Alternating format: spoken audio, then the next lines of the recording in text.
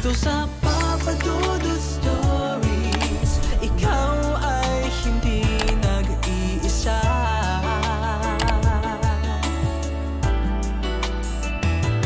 Dito sa Papa Dudut Stories, may nagmamahal sa'yo. Papa Dudut Stories,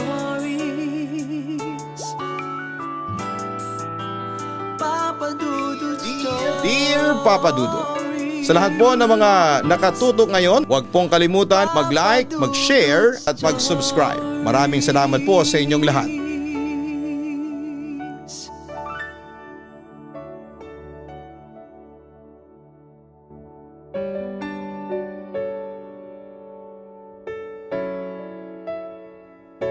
Una sa lahat ay isang maganda at pinagpalang araw po sa inyong lahat, lalo na sa iyo Papa Dudut.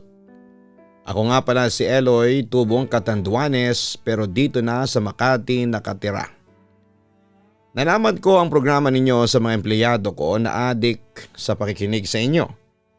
Siya nga pala ay nais kong ibahagi sa inyo ang aking kwento ng buhay na punong-puno ng pag-asa. Sana po ay kapulutan ng aral at inspirasyon ang ibabahagi kong talambuhay. Papa Dudut, lumaki ako sa isang pamilyang isang kahig isang tuka. Isang lechonero ang aking ama habang labandera naman ang aking ina.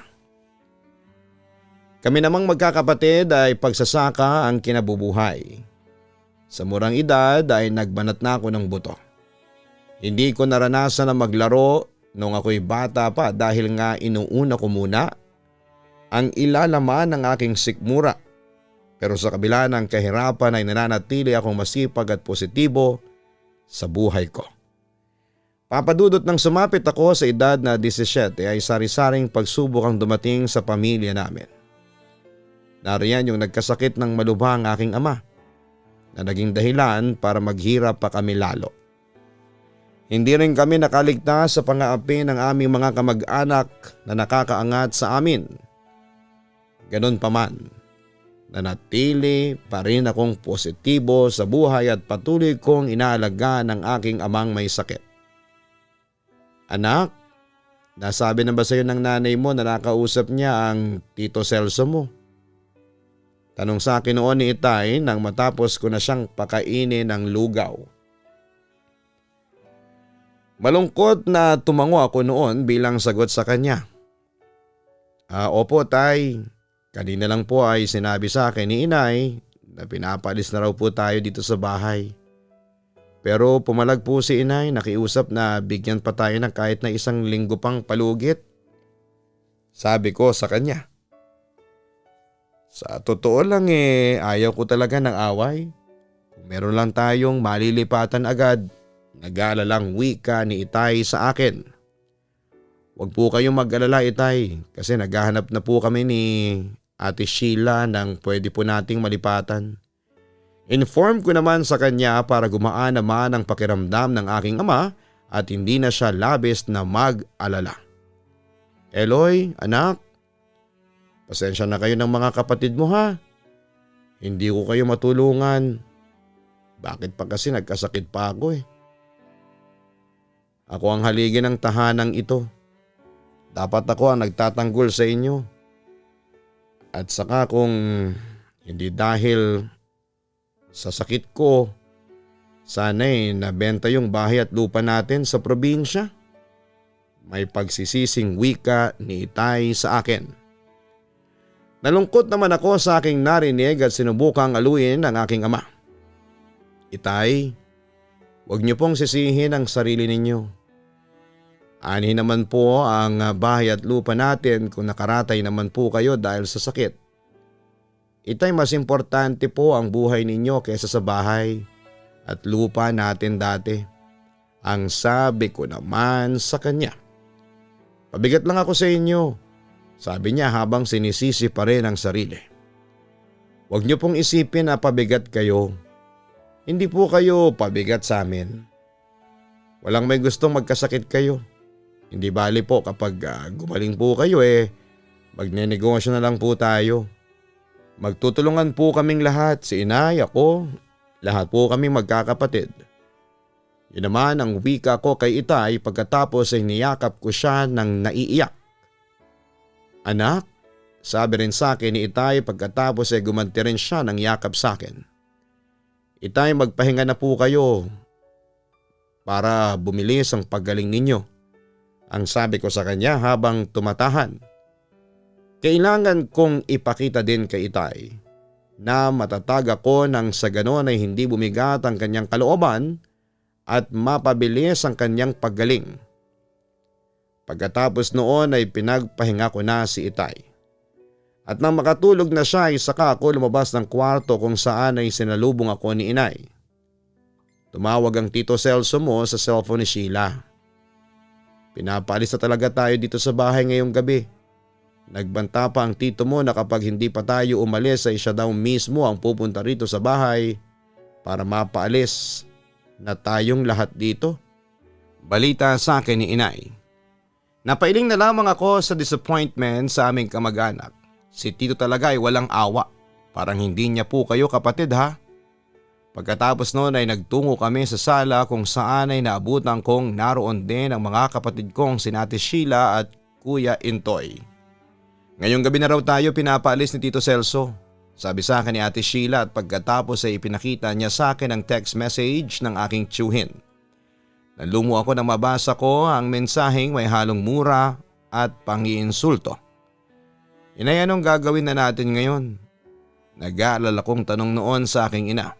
Pero bago pa sumagot si Inay ay bigla kaming nakarinig ng sigaw mula sa labas. Yun pala ay ang pinsan kong pulis na si Pulong. Naroon siya para puwersahin na kaming umalis ng bahay. Pulong, nakikiusap kami. Baka pwede namang bigyan niyo pa kami kahit na 1 linggo pa para makahanap kami ng bagong matitirhan. Kasi sa ngayon wala pa kaming nahahanap. Pakiusap ni Inay sa kanyang pamangkin. Ngunit nagmatigas si Pulong. Hindi na namin problema yun. Basta maliwanag na sinasabi sa akin ni Papa ay umalis na kayo dyan sa bahay. Ngayon din mismo, utos niya sa amin. Ngunit hindi pa rin nawawala ng pag-asa noon si Inay. Pakiusap naman Pulong, pakiusapan mo naman ang iyong ama. Ang sabi pa niya sa pamangking pulis. Ilang beses na kayong binigyan ng palugit ni Papa. Tama na yun. Ngayon kung ayaw ninyong umalis, ako ang magpapaalis sa inyo. Sigaw niya sa amin. Hindi ninyo pwedeng gawin ito sa amin. Sa puntong yun ay sumabog na ang emosyon ni Inay. At tulad ng aking inaasahan ay nagalit si Pulong at ginamit niya ang kanyang pagiging pulis para takutin kami. Kung ganon nagmamatigas kayo, baka gusto nyo pa ng takutan. Pues pagbibigyan ko kayo. Wika niya sabay bunot ng baril at tinutok yon sa amin. Siyempre lahat kami ay nataranta na lalo na si Inay. Ano, hindi pa kayo aalis? Kapag hindi pa kayo umalis sa bahay namin, tatadtarin ko ng balay ang ulo ninyo. Pagbabanta pa nito sa amin. Pero nagpatuloy ang pagmamatigas namin kaya't lalong napiko noon si Pulong at sinakta noon ang aming ina. Nagalit naman si Kuya Intoy at nagbuno sila ni Pulong. Ngunit sa kasamang palad ay nabaril noon ang kapatid ko at agad itong humandusay sa bakuran namin. Duguan at wala ng buhay. Papadudot, hindi naawa sa amin ang anak ng tiyuhin ko at natuloy pa rin ang pagpapalayas sa amin. Kasabay rin noon ang pagkamatay ng Kuya Intoy ko. Pero hindi na kami naghabla pa sa pinsan ko dahil na rin sa takot sa kanya. Ipinagpasa Diyos na lang namin ang lahat. Sa kabilang banda, kung saan kami nakitira noon, may pagkakataon pa ngang tumira na kami sa kalsada. Papadudot, dahil sa sobrang hirap ng dinanas namin ay sumuko na ang nanay ko at iniwan na niya kami para sumama sa ibang lalaki. Oo, nag-awayo ni Inay dahil sa kahirapan. Samantala lumipas ang ilang buwan at nagkaroon ng magandang trabaho si Ate Sheila habang ako ay nagkaroon na rin ng trabaho. Pero kasabay naman noon ay ang paglubha ng sakit ng aming ama at wala kaming ibang mahinga ng tulong kundi si Inay. Bukod sa nakiusap sa amin si Itay na gusto niyang makitang muli ang aking ina. Bilang anak na labis na nag-aalala ay nagpa siya akong tawagan si inay kahit na walang kasiguraduhan kung papayag siya sa gusto ng aking ama. Inay, umuwi na po kayo sa bahay. Si Itay po kasi nasa ospital at nanghihina na po siya sa sakit niya. Balita ko noon sa kanya sa pamamagitan ng pagtawag sa telepono. Anong gagawin ko dyan sa tatay mo? Magmamagic ako. Ay naku Eloy, anong ginagawa mo dyan? Hindi ba? Kaya ka nga nandyan para alagaan ng tatay mong pabigat. Nagulat naman ako sa sinabing yon ni inay. Agad-agad na nagbago ang kanyang ugali. Madalas po kayong hanapin sa akin ni Itay. Nakikiusap po siya sa akin na kumbinsihin ko raw kayo na dumalaw. Katwiran ko sa kanya. Ayaw ko. Wala akong panahon. Mataray na pagmamatigas ni inay. Inay naman, bakit naman po kayo ganyan kay Itay? Kinumpronta ko na si inay dahil hindi ko na noon masikmura ang pagtrato niya sa amin. Naiinis ako dyan sa tatay mo. Bakit? Hindi niya ako binigyan ng magandang buhay. Ni minsan ay hindi guminhawa ang buhay ko sa kanya. Puro kalbari lang ang binibigay niya sa akin. Ayaw ko na. Bahala na siya sa buhay niya. Tila ibinuhos na ni inay ang lahat ng kanyang sama ng loob sa aking ama. Hindi naman ako nakaimik dahil nasurpresa talaga ako at kinalaunan ay nanlumo ang kanyang response sa akin. Yan lang ba ang tinatawag mo sa akin ha? Inaaksaya mo ang oras ko sa totoo lang, sabi pa niya sa akin. Pagkatapos noon ay kinapalang ko na rin ang muka at nagbaka sakaling makahingi ng tulong sa kanya, pambayad lang sa ospital. Pero nagmatigas si inay na wala siyang pera. Hindi ko na siya pinilit at nagpasya na lamang akong ibaba na ang telepono. Samantala ay hindi ko naman nakalain na narinig pala ni Itay ang aming usapan. Huwag mo nang pilitin ng nanay mo na dalawin ako. Tila nasasaktang wika ni Itay sa akin. Alam ko na yung tungkol doon sa kabit ng nanay mo. Tiyong ang pangalan, hindi ba? Naiyak na lamang ako nang makita na malungkot ang mukha ng aking ama, Papa Dudut. Nasabi na sa akin ni Sheila ang katotohanan. Hindi mo na masisisi ang nanay mo kung maghanap man siya ng pagmamahal mula sa ibang lalaki. Hindi kasi ako naging mabuting asawa sa kanya. Marami akong pagkukulang sa kanya. Pinipilit ni Itay na magpakatatag para sa amin.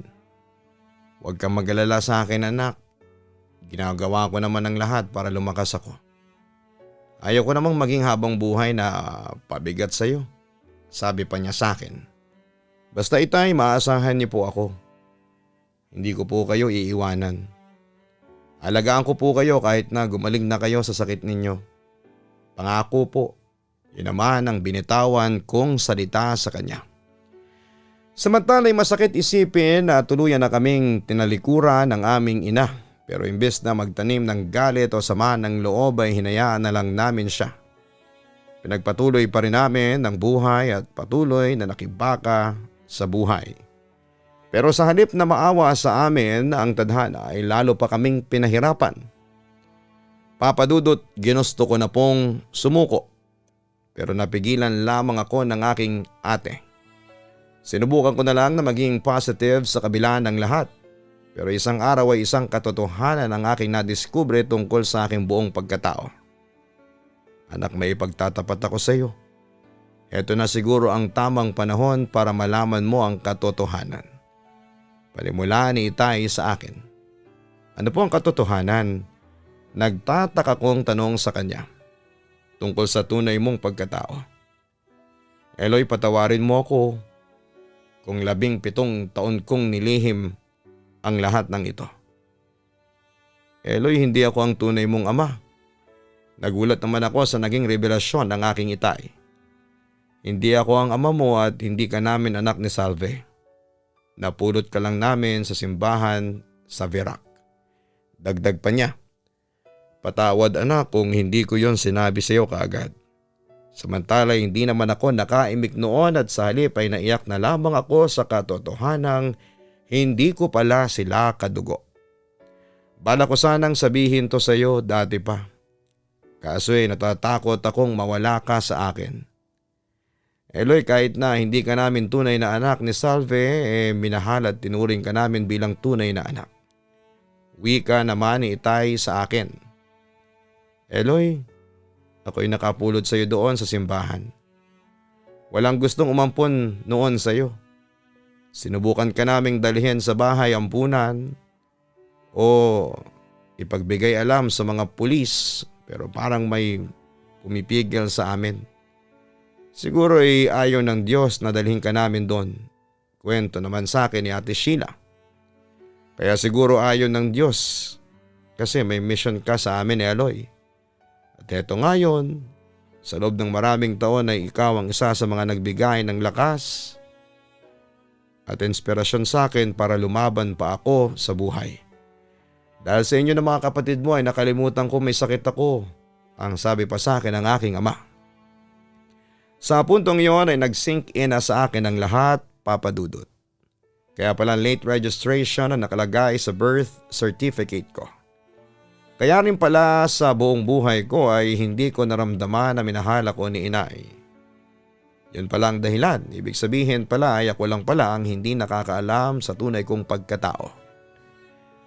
Pero kahit na hindi kita kadugo, Eloy, ay pinagmamalaki kita bilang anak ko. Sana'y huwag ka nang magalit sa akin. Wika pa sa akin ni Itay. Sa kabilang banda, sa halip na magalit ay niyakap ko pa ang aking ama at kapatid. Huwag po kayong mag-alala. Hindi po ako galit sa inyong lahat. Ang totoo po niyan ay nagpapasalamat pa ako sa pagmamahal na ibinigay ninyo sa akin. Sabi ko pa noon sa kanila. Ngunit pagkatapos ng revelasyon na yon, makaraan ng 1 oras ay binawian na ng buhay si Itay. Papadudot yon ang masasabi kong matinding pagsubok na dumating sa buhay ko. Hindi ko akalain na isa pala akong ampon. Siyempre nasaktan ako sa mga nalaman ko, pero inisip ko na lamang na nandyan na yan. Tinanggap ko na lang ang katotohanan at sinikap ko pa ring mabuhay ng normal. Papadudot sa pakikibaka ko sa buhay, ay nanatili akong matatag at may paniniwala sa Diyos. Dahil alam ko na may dahilan kaya nangyayari ang mga pagsubok na ito sa buhay ko. Papadudot nagpatuloy ang buhay naming magkakapatid kahit na namatay na ang aming ama. Pinag-igihan po namin ang pagsasaka dahil yun lamang ang tanging bubuhay sa amin. Pero kahit na anong gawin namin ay hindi kami umaangat-angat. Kaya isang plano noon ang binuo ko ang lumuwas papunta ng Maynila para makipagsapalaran sa paghanap ng trabaho at pag-asenso. Hiningi ko rin ang tulong noon ng aking ina pero sa kasamaang palad ay pinagtabuyan lamang niya ako kasama ng kinakasama niyang si Chong. Wala akong pera, wala akong maibibigay sa'yo. Ayan si Chong, may pera yan. Sabi ni inay habang pinapasa niya ako sa kanyang bagong asawa. Naku, hindi ko papautangin yung ampon mo. Pagmamatigas naman ng lalaki.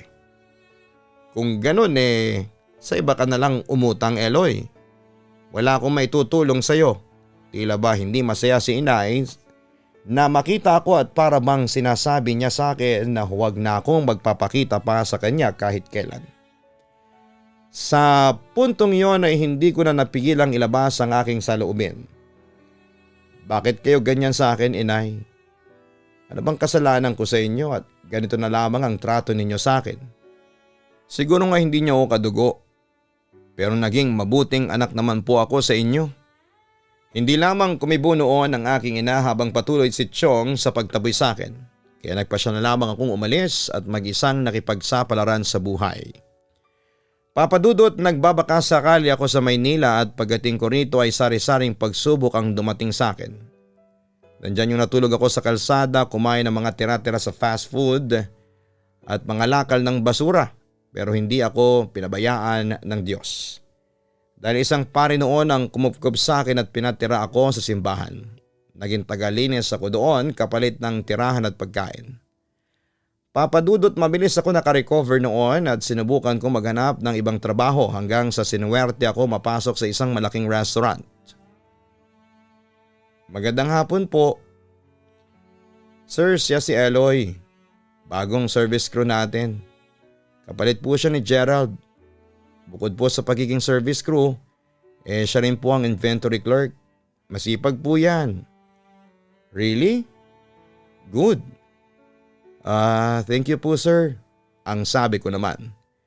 Anyway, may experience ka na ba sa pagluluto ng Filipino dishes?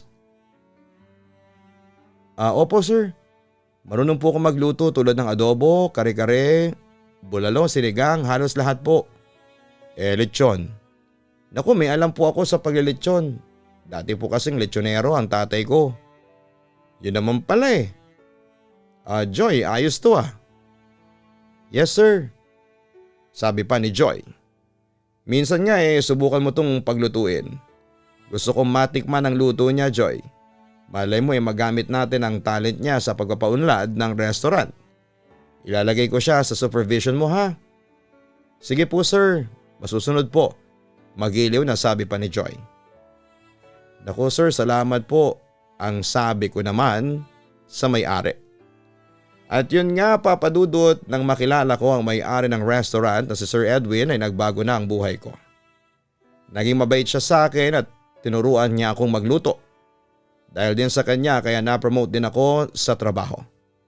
Sa kabilang banda ay lalo pang pinagbutihan ang trabaho ko at sinikap ko na huwag masira ang tiwala niya sa akin. At tagtagumpay naman ako dahil naging malapit ako sa amo ko. Na kung ituring ko ay para ng tunay na ama. Samantala bukod sa pagtatrabaho ko sa lechonan ni Sir Edwin ay pinag-aral niya ako. Bukod doon ay dahil sa wala siyang anak, kaya sa akin niya ipinasa ang secret recipes. Nung una ay nagtaka ako sa ginagawa ng aking amo. Bakit niyo po sinasabi sa akin yung mga sikretong recipe ng restaurant ninyo? Natatandaan kong tanong ko sa kanya isang araw. Yun ba? Tingin ko kasi ikaw ang tipo ng tao na mapagkakatiwalaan. Malay mo balang araw, mapunta na sa iyo ang pamamahala ng restaurant na ito. Masayang sabi niya sa akin. Napangiti naman ako at nakaramdam ng kaunting hiya. Naku po sir, sobra-sobra po ang kaalaman ang naituro ninyo sa akin. Sabi ko naman kay Sir Edwin. Wala kasi akong anak, Eloy. Wala rin akong mga kaklose na kamag-anak. Paano na lang tong restaurant kung sakaling mamatay na ako? Ayaw ko namang mauwi lang sa wala ang lahat ng mga pinagpaguran ko. Eloy, ang totoo niyan. Kaya kita tinuturuan, kaya ako sinasabi sa iyo ang lahat ng sikretong recipe ng restaurant natin ikaw kasi ang napupusuan kong magmana nito. Pahayag niya sa akin. Siyempre nagulat ako sa kanyang sinabi. Ikaw ang bala kong gawing tagapagmana ng mga negosyo ko. Pagkaklaro pa niya sa akin. Seryoso po kayo sir? Hindi naman ako makapaniwala noon sa sinabi niya. Seryoso ako Eloy. Nakikita ko sa iyo ang kasipagan at abilidad na hinahanap ko. Naniniwala ako na malaki ang hinaharap ng mga restaurant ko sa kamay mo. Paliwanag niya sa akin. Sa totoo lang po sir hindi ko po alam ang sasabihin sa ngayon. Nahihiya kong wika sa aking amo. Eloy, total sabi mo sa akin ampung ka lang ng mga magulang mo. Gusto ko sanang ampunin kita bilang anak at tagapagmana ko. Ibibigay ko sa iyo ang lahat ng kailangan mo, pagtatapusin kita ng pag-aaral at ibibigay sa iyo ang lahat ng ari-arian ko. Eloy, malaki ang tiwala ko sa iyo. Alam ko na kaya mong hawakan ang lahat ng mga negosyo ko. Yun ang offer niya sa akin, ang oras na tanggapin ko ay tiyak na magbabago na ang aking buhay. Siyempre hindi naman ako nakasagot kaagad. Nagpatuloy naman ang aking amo sa pangungumbinsi sa akin at tanggapin ko ang kanyang offer. Sige, bibigyan kita ng panahon para makapag-isip. Pero pag-isipan mo mabuti ito Eloy, tandaan mo at nakasalalay dito ang kinabukasan mo. Sige po sir, pag-iisipan ko pong mabuti. Sa ngayon po ay nagpapasalamat po ako sa tiwalang ibinigay ninyo sa akin. Pinapangako ko po sa inyo na hindi ko po sisirain ang pagtitiwala ninyo sa akin. Paggarantiya ko naman sa kanya, Papa Dudut. Yun na nga ang simula ng lahat ng pagbabago sa buhay ko. Pinag-aral ako ni Sir Edwin ng kolehiyo hanggang makatapos ako sa kursong Hotel and Restaurant Management. na-promote din ako bilang manager. Hindi nagtagal ay hindi lang restaurant na yon ang pinamahala niya sa akin dahil marami pa siyang negosyo na ako na ang namamahala. Sa ngayon ay retired na si Sir Edwin sa kanyang mga negosyo at ako na ang namamahala ng lahat ng negosyo niya. Pinapakita ko sa kanya na hindi siya magsisisi sa pagtitiwalang ibinigay niya sa akin. Ginawa ko ang lahat ng ito bilang pagtanaw ng malaking utang na loob sa totoong tumulong sa akin. Kaya labis ang pasasalamat ko sa Diyos at nakilala ko ang isang tao na katulad ni Sir Edwin na tinuring ko na bilang pangalawang ama ko. Samantala hindi ko rin naman nakalimutan ng aking pamilya. Si Inay, si Ate Sheila, opo tinutulungan ko si Inay at Chong kahit na nagkaroon kami ng hindi pagkakaunawaan noon. Nagkapatawaran din kami at maganda ang relasyon namin sa isa't isa. Habang si Ate Sheila naman ay naging katuwang ko sa negosyo. Kung saan ay pinagsama namin ang secret recipe ni Sir Edwin at recipe ng lechon ni Itay. At isa yung malaking success para sa amin. Papadudot hanggang dito na lamang po ang sulat ko at sana'y nakapagbigay po ito ng inspirasyon sa nakakarami. Huling mensahe ko lang ay magtiwala lang tayo sa Diyos dahil may plano siya para sa atin. God bless and more power to your show. Lubos na gumagalang, Eloy. Maraming salamat kay Eloy sa pagbibigay mo ng inspirasyon sa pamamagitan ng pagsulat mo sa aming YouTube channel at dito sa Spotify. Nakakatuwang malaman na sa kabila ng mga hamon sa buhay, naging matagumpay ka at naabot mo ang iyong mga pangarap. At ang lalo pang nagpahanga sa amin ay hindi ka tumalikod sa iyong pamilya. Tinulungan mo pa rin ang iyong ina at bagong asawa nito kahit pa hindi maganda ang inyong naging simula. Kaya hindi katakatakang lapitin ka ng swerte dahil sa kagandahan ng iyong ugali. Ipagpatuloy mo lang yan, Eloy, at magpatuloy ka pa sa pag-share ng iyong blessing. At sigurado akong magpapatuloy din ang pagdagsa ng blessing sa iyong buhay.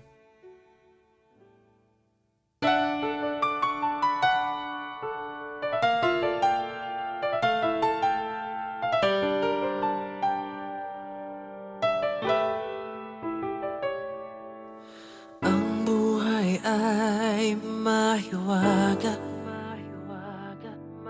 laging may lungkot at saya. Sa Papa Dudut Stories, laging may karamay ka.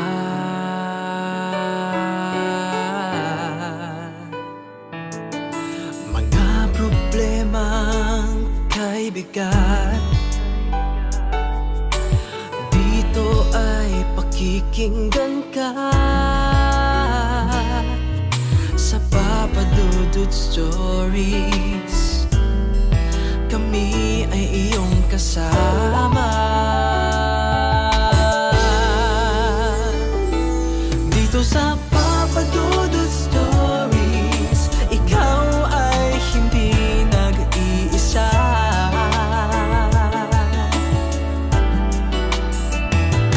Dito sa Papa Dudut Stories, may nagmamahal sa'yo. Papa Dudut Stories, Papa Dudut Stories.